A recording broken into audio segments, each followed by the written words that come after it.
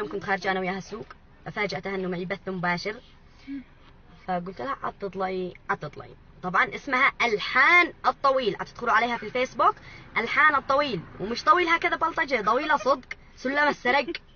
مش هذه الدرجة.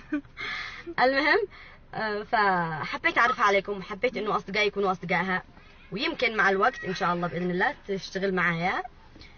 أحسن ما تقولوا لي دائما تطلعي تشتغلي مع الشباب. فنحاول إن شاء الله إذا سبرت الدية هتطلع تشتغل معنا. عما بالله أكيد ادي لي كلمة في الهواء مباشرة، انت هتشغليني. احراجات احرجني قدامكم على انه لو اديت كلمة انا بعدها. طيب اعرفكم عليها، انا مش تشحرف التليفون قوي لا يفلت. لحظة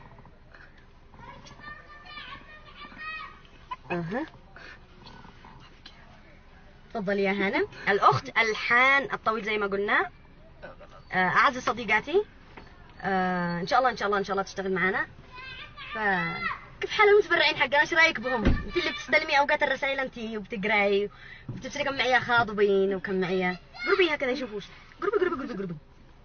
قربي لا تخرجي. فين بطلع لا المكان ضيق قربي كثير كذا. ها صديقتي سلام.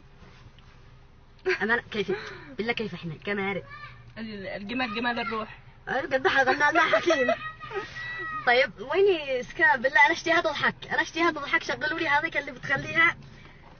انا مجهزه لها على فكره، مجهزه لها اغنيه حاليه قويه كذا، تسمع اول جملتين تركز فيهم، وانتو كمان وفنان حالي قوي بين احبه الله يرحمه ويغفر له.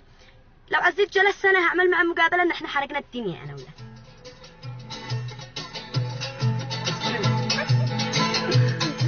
تعالي كده